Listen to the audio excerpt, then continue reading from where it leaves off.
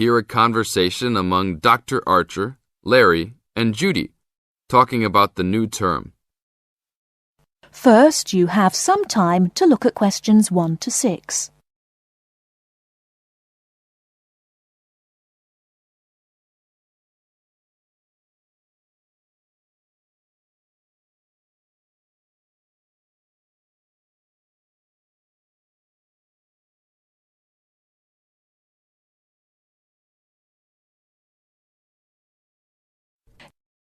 Okay, everybody, welcome back to the new term.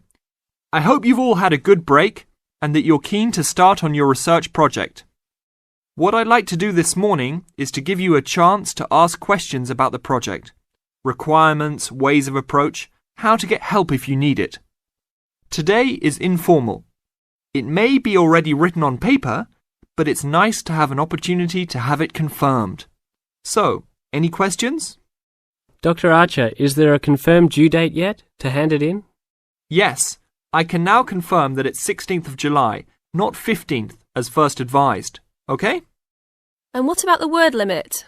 Well, there is some flexibility on this, but in general it's 8 to 10,000 words. Ah, I see. And you can choose your topic, anything from years 2 and 3. Yes? I still can't work out what I want to do it on. In that case, you should see your course tutor to agree on your final topic, and you should also be aware that there is special assistance available at the library on library resources if you need help on that. Can I just check on the deadlines for everything? Certainly. Look, let me write it on the board when each stage should be completed. First of all, you've got to work on your basic project outline, and that's due in to your course tutor by 21st of February. Which is only 2 weeks away, so you need to get cracking on that. Do we have to include a full reference list by then too? No, your reference list is due on 6th of April, which is 1 week later, so you have time to discuss this with your tutor. And when should we be doing the research? Well, that's over a 1-month period, essentially April to May. And the write-up? Well, you need to do quite a bit of research before you get going on your writing. So that's really May to July, with the due date for handing in on the 16th. Any more questions? Before you hear the rest of the conversation, you have some time to look at questions 7 to 10.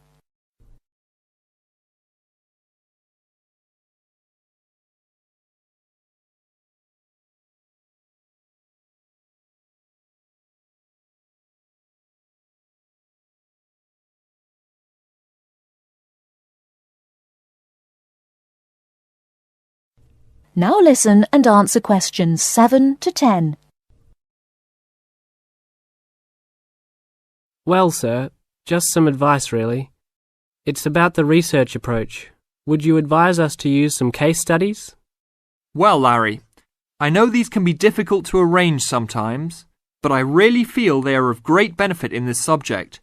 You can always talk to your tutor if you're having difficulty. Yes? I've looked over some previous research projects that are in the library. Is that a good idea, sir? I heard. Okay. I don't think you should go through them in detail, especially at this early stage, or you might end up being influenced by them more than you realise. But yes, it really is about the best guide you can have to what's required to what's expected in this type of project. Sorry, Judy, I butted in on you. That's all right. It's just that I noticed one project was a joint one. They worked together as a pair. Is that a good idea? Yes, I remember that paper. Working in a pair can have some advantages, but to be frank, this is meant to be an individual project, so it's best to work on your own. About using subjects, is it okay if we use family members? Your own relatives? I don't see why not. They probably offer some advantages in terms of availability. Although you need to guard against possible effects on your research outcomes. So, you can if you want. Perhaps you should discuss this with your tutor if you plan to use relatives, so you can approach it in the best way. Okay, thanks. Okay then. Well, I hope we've been able to sort out a few things. You're welcome to see me at any time or drop me a note if you have any more queries. Fine, thanks. That is the end of part 1. You now have half a minute to check your answers.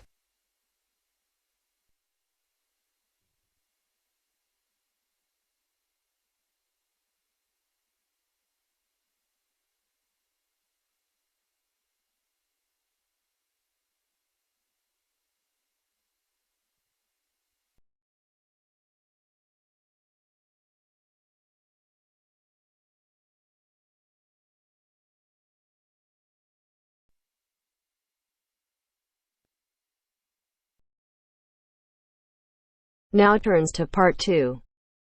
Part 2. First, you have some time to look at questions 11 to 17.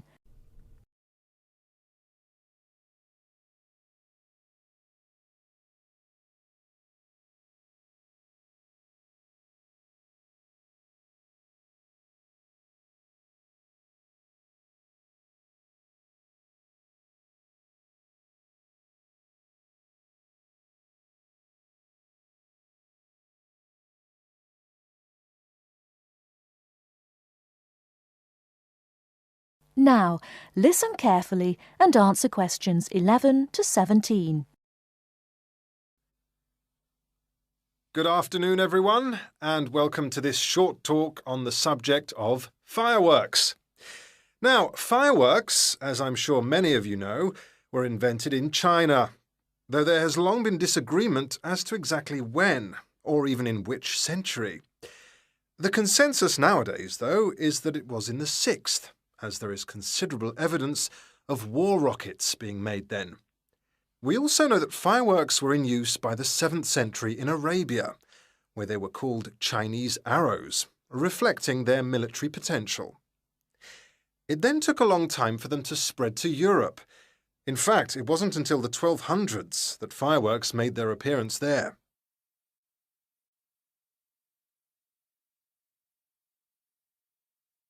The basic ingredients of fireworks have changed little to this day. Their explosive capacity comes mainly from black powder, also known as gunpowder, which is produced from a mixture of charcoal, sulfur, and potassium nitrate.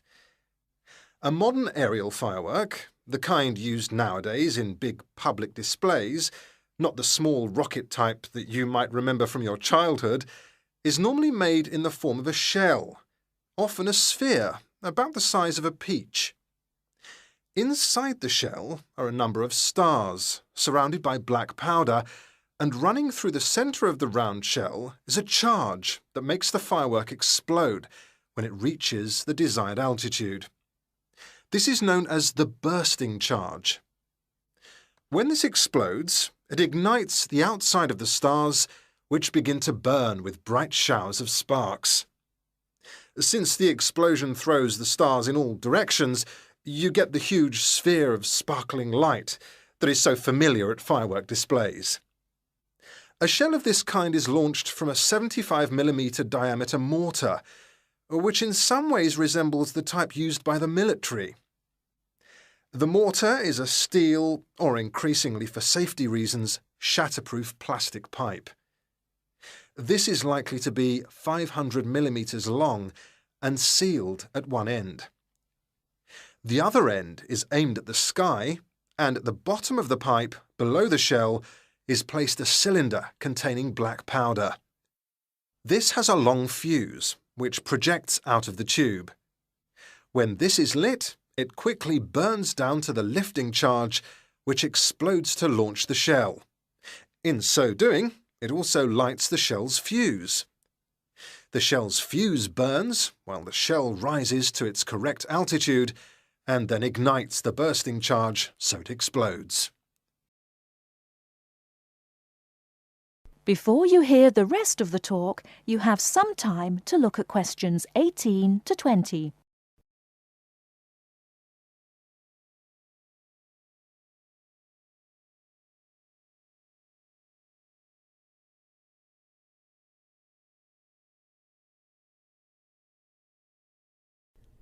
Now listen and answer questions 18 to 20. More complicated shells are divided into sections, and burst in 2 or 3 phases.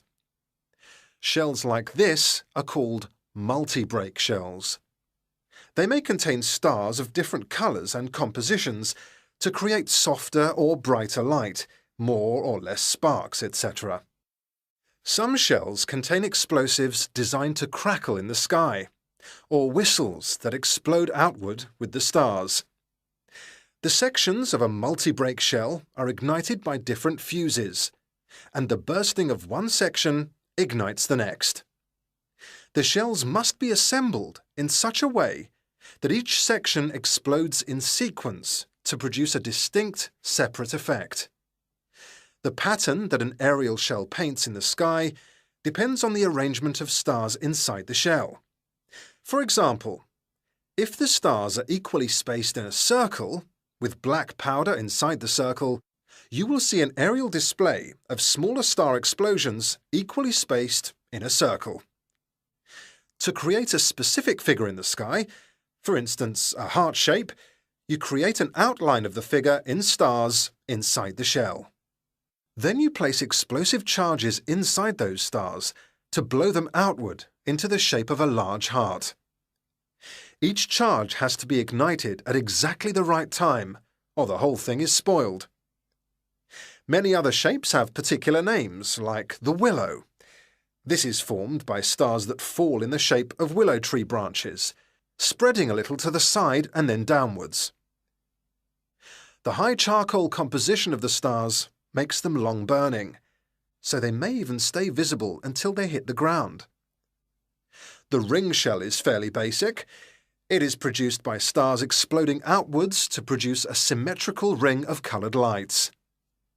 More complex is the pattern created by the palm, which contains large comets or charges in the shape of a solid cylinder. These travel outwards, explode and then curve downwards, like the limbs of a palm tree. The serpentine, the last one for now, is different again. When this one bursts, it sends small tubes of incendiaries scattering outwards in random paths, which may culminate in exploding stars. It can be quite spectacular. That is the end of part 2. You now have half a minute to check your answers.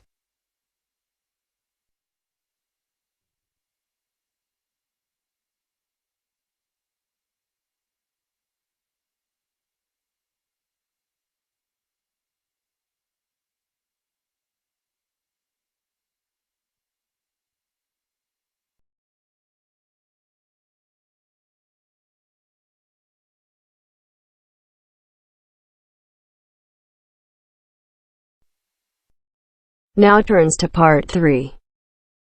Part 3. You will hear a conversation between two students who will discuss a project they're working on together. You have 30 seconds to look at questions 21 to 27.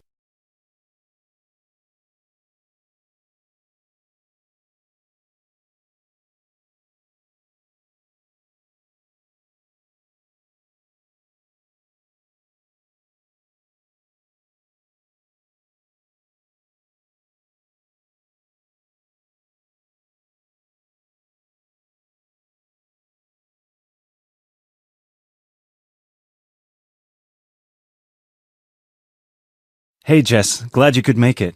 We've got a lot to discuss. Hi Matt. Yes, sorry I'm a bit late. I did bring all my notes with me. Yes, me too. Where shall we start? Well, I think it would be a good idea to clarify our objectives just one more time. Yes, good idea. Okay, here we are.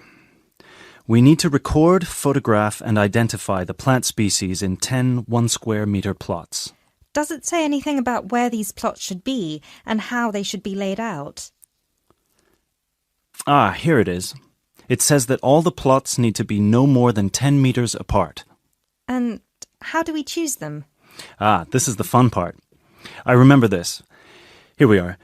Make a 1-meter square frame using bamboo sticks available from the department stores.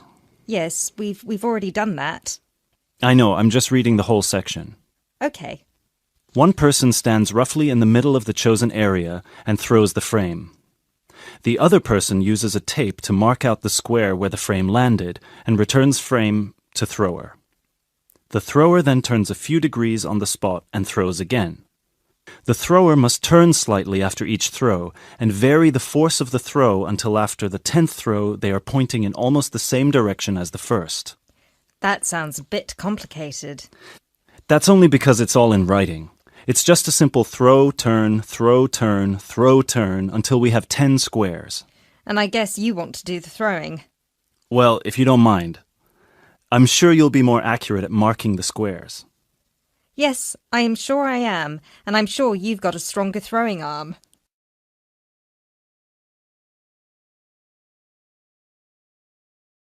You now have 30 seconds to look at questions 28 to 30.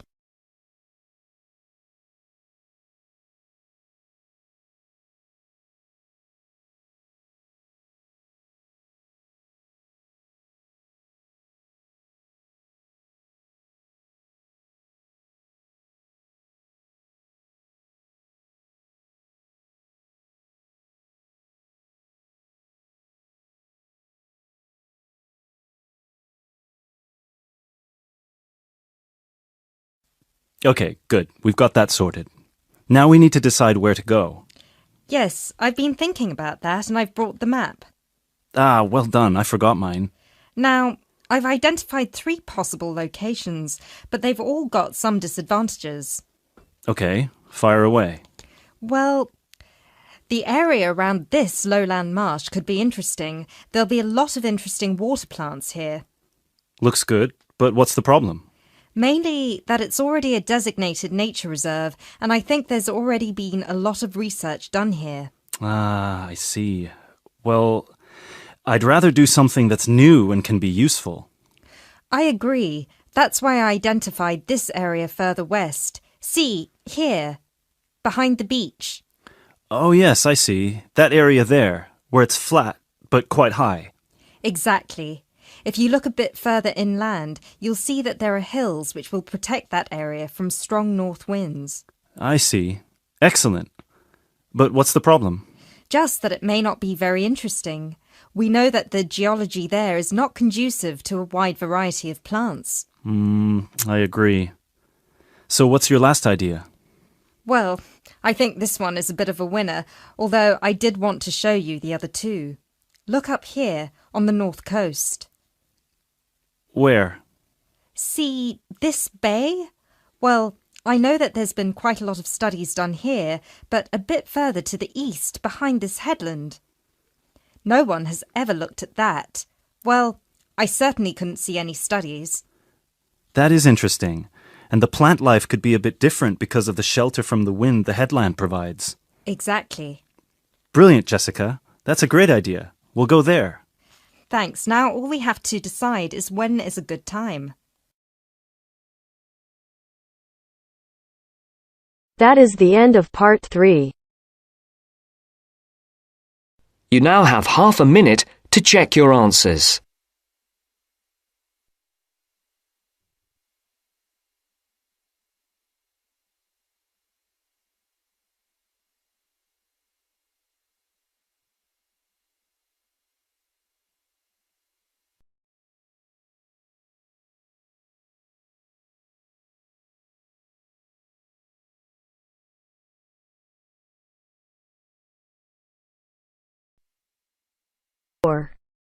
Part 4. You are going to hear a lecture about dorm rooms. First, you have some time to look at questions 31 to 40.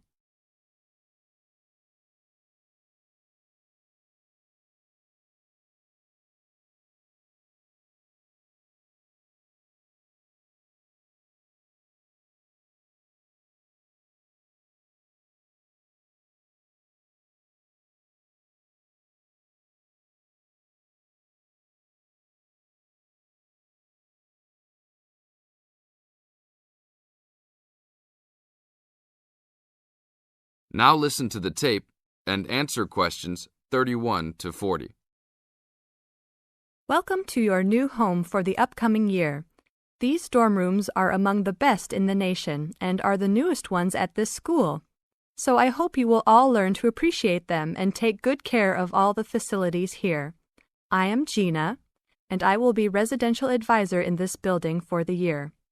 Today I am going to tell you about some of the programs and facilities that are available to you. I will also be telling you the rules that everyone is expected to abide by. I will be asking you to give me your full attention for the next few minutes. I will first tell you about the facilities that are available to you. The dining facility is located on the first floor of the building. It is open 7 days a week from 7 a.m. to midnight. All the food offered to students is freshly made every day, and my own opinion is that the food is actually quite good. Feel free to come and grab a banana for breakfast or sit down with a group of friends for dinner. Although your meals are served buffet style, please do not waste food. All students are expected to clean their own tables after meals. In the basement of this building, there is a gym and recreational hall. The gym has workout equipment such as treadmills and weight sets. In the recreational hall, there are ping pong tables and a pool table for student use. You must sign in when using this equipment, and you will be held responsible for any damages or losses. The gym and recreational hall are open daily from 10 a.m. to 10 p.m. There is a kitchen located on the second floor of this building. Your dorm key will open this door. Inside there is a refrigerator, a microwave, an oven, and a stove. This room is open 24 hours a day, 7 days a week. If you decide to cook a meal, please be considerate to all the students and clean up after yourself. You can use some food in here, but please do not make a mess. Some students do end up having their food eaten from the fridge, so be careful. Don't leave anything that looks like it tastes really good. Do not leave pots and pans lying around in the kitchen. Please store these in your room. There are many programs being sponsored by our building this year. One of the most popular is our Saturday morning outings. In the past years, these trips have included going fishing, hiking, cycling, ice skating, and even going to the beach. There will be a listing of scheduled events coming out soon. The university sponsors these trips, so transportation will be provided. However, there are usually some costs associated, though they are usually minimal. Our building also has a volleyball team. All students who live in this building are welcome to join. Last year we won first place in the dorm league. Please sign up at the front desk if you are interested as soon as possible, as there are only 20 spaces available based on a first-come, first-served rule. The last things I want to talk about are the rules of our building. I know rules can be boring, but they are necessary to ensure the welfare of everyone living here. First, noise levels must be kept to a minimum after 11 p.m. Many students have early classes, so for those of you that have the luxury of sleeping until 10, please don't stay up late making lots of noise. Secondly, all visitors must sign in at the front door. Even if you have friends that are regular visitors, they must still always sign in. This rule is to prevent theft and robbery from occurring. Thirdly, alcohol and drugs are not permitted in this dorm in any place or at any time. Lastly, just be safe and have a great time. University is the greatest time of your life, so make the most of it. Thank you all for your attention. That is the end of part 4. You now have half a minute to check your answers.